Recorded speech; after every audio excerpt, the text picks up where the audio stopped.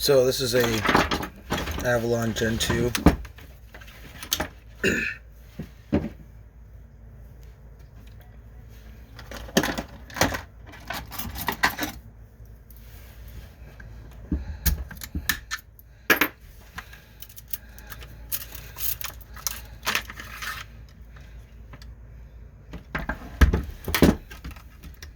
I didn't see any videos online on YouTube about how to take this one apart, so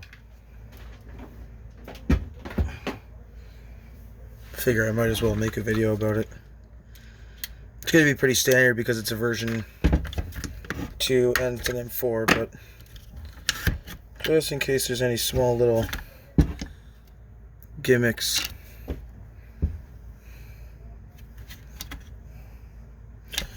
And standard screw at the bottom there, Phillips.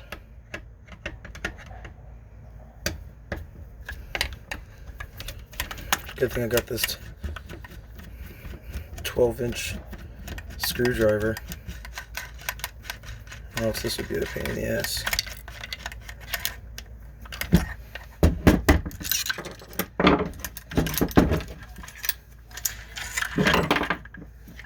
Sorry about all the crap.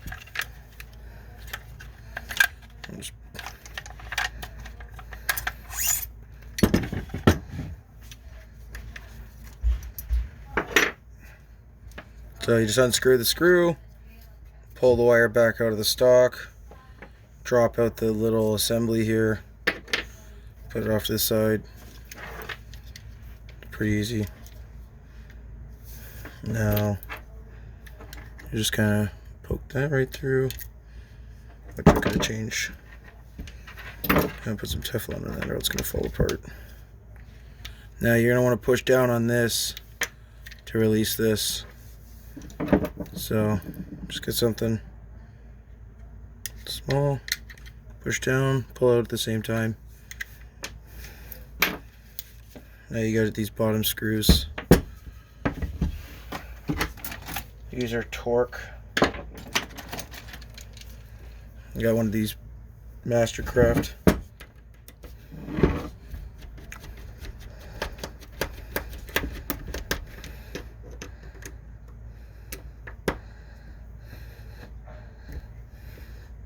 Whew.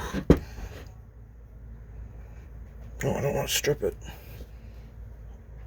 Oh my gosh. I've never opened this. This is the first time I've ever... This is a stock gun. It's just I feel like the O-ring is kind of dry because I'm getting a FPS inconsistency. And I can see through the port there. Oh, I don't like the way they did that. Look at that. That should be over here. You try to run the wire over here. Make it a little bit less tension in that awkward area. Just grab a pair of needle pliers. Whatever, needle nose, whatever. Pull it off. Oh. Wow, yeah. I didn't even swap the motor on this thing. It's pretty good.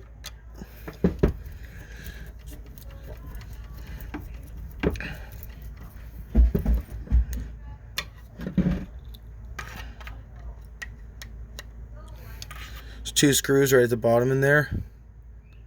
One right there, the other one right there.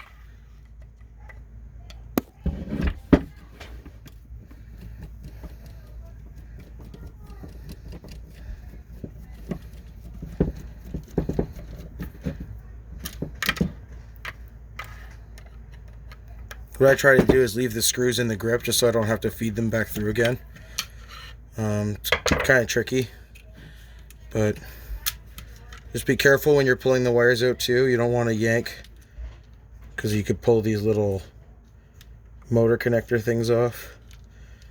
If it's giving you too much trouble, get in there with a pair of needle pliers and just kind of pull them down.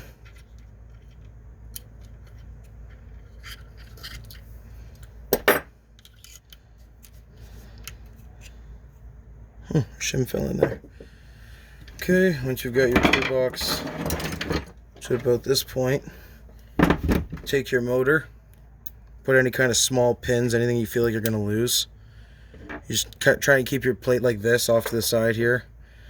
Try and keep your grip standing up. If you lean it somewhere, it'll stand up, and then just all my little pins I'll attach to my motor so I don't lose nothing.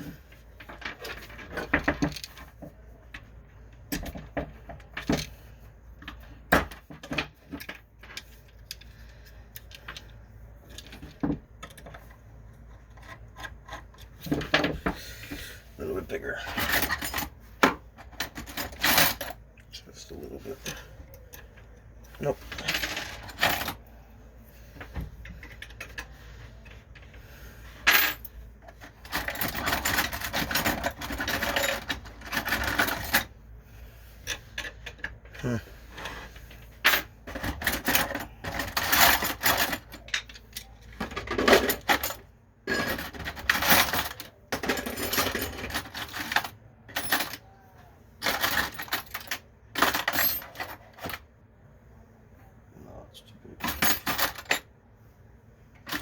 Sometimes I can feel out the size. There we go.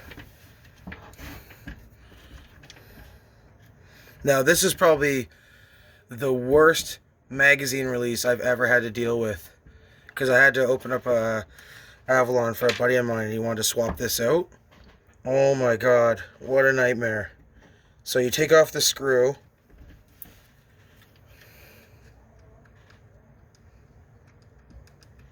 Come on now. Oh yeah.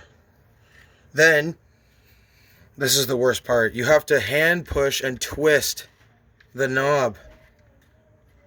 This is the worst. When you try to reinstall this, you're going to be absolutely hating this design. So what it is there's the standard M4 piece there, and it rotates without coming off. Like it's on a, I don't know, whatever that would be, like a ball bearing platform, whatever. So this thing just infinitely spins, and you're spinning the threading onto this through. So you have to like push this plunger with this piece on it into the body and then spin it and get it right onto the threading. And oh my god, what a nightmare. I've never had a harder time putting on a magazine release. So if you want to swap that out because you don't really need the two-way thing, like I don't even personally use the other side, but oh, I think I just lost the spring or whatever for that. Honestly, I don't even care. Don't even care at this point. Because I'm thinking about getting Retro Arms magazine release for that anyways. That's just harder than it needs to be. I don't want to be doing that every time I have to take this gun apart. Not like this thing's going to break that often, but you never know. It needs to be maintained, at least. I like to take my stuff apart every once in a while and make sure it's still all good. Oh, look at that. No annoying ball bearing, no nothing. Just literally screwed in. Simple. So this is the one with the...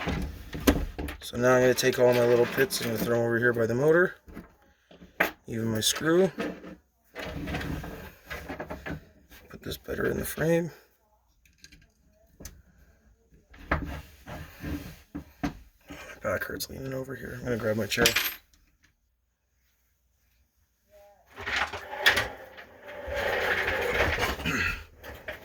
Alright, now I can't really see if it's in frame, so I'm just not going to move the gun. Because it was in frame when I...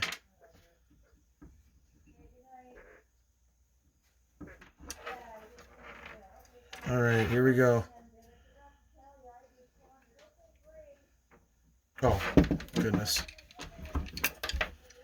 Forgot the pin here. Well, you can never really tell which way this wants to go.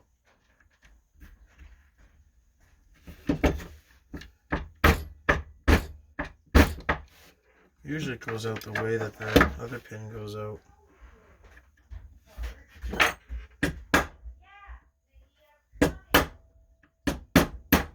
There it is. Oh. Wait a minute now, it doesn't have an edge to it.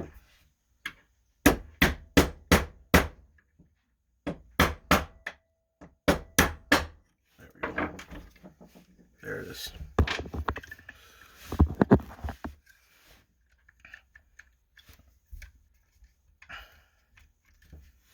Okay, so yeah, keep a selector on hand just in case you have to switch it around.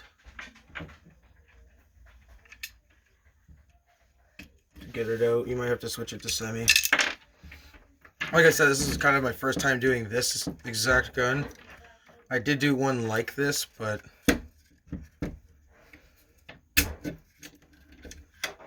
oh, there we go. It's just the pin. Pin went back in a little bit there.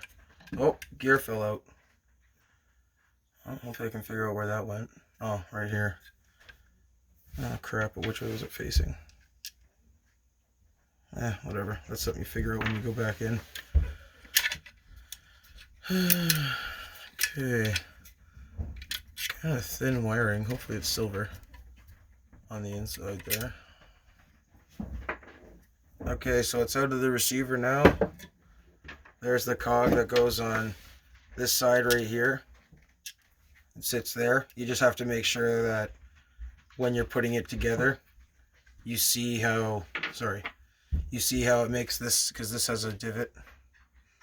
So the divot only sits one way, so you don't want your gear sitting like this, because then you're going to have your selector like that, which makes no sense. When you put your gear in, and say you put the gun on safe with the other side, because you know how to do that, like everybody knows how to put gun on safe, goes all the way forward here. So then this is being pushed on, so it's preventing the trigger from going forward. So you put your gear position all the way forward there. And then when it stops, that's when you put the other gear on.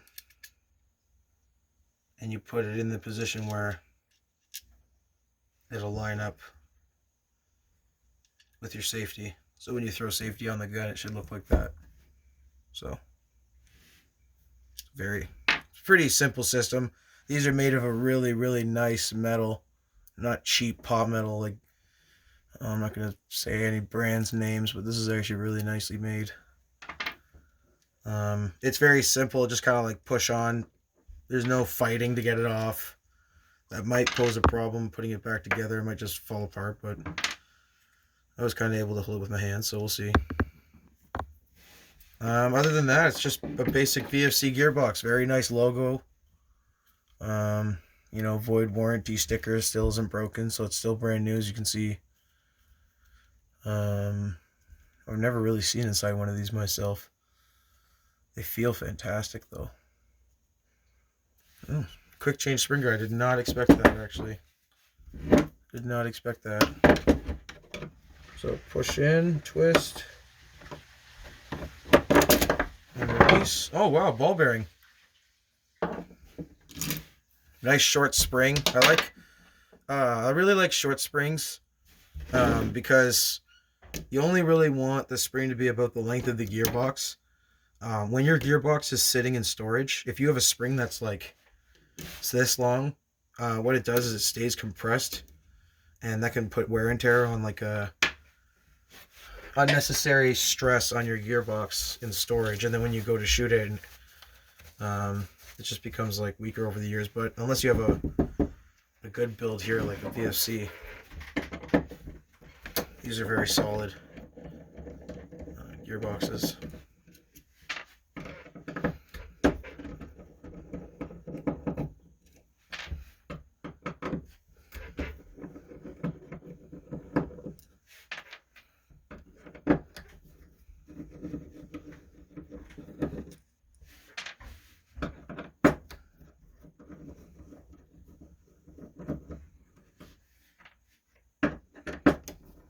I apologize for I do not have a drill or anything like that. I do all this by hand. Now, a cool trick here is you don't have to completely remove these. Mine's actually kind of stiff, but if you just kind of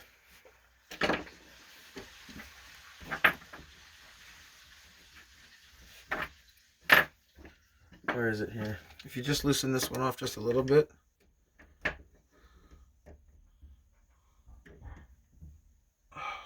I don't want to strip it.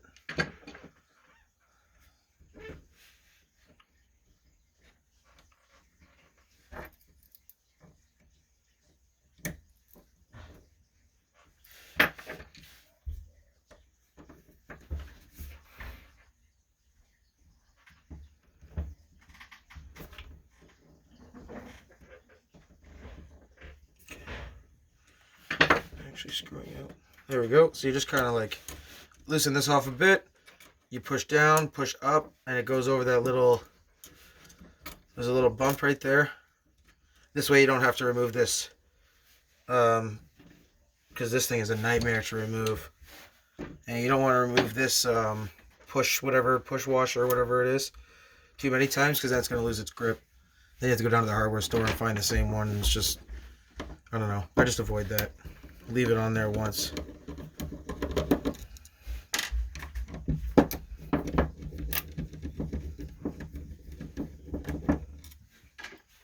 Okay, so now that we have no tension on the gearbox, should be a nice, quick and easy disassembly.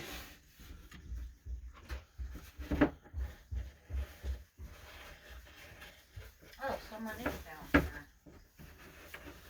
Does not the shoe off.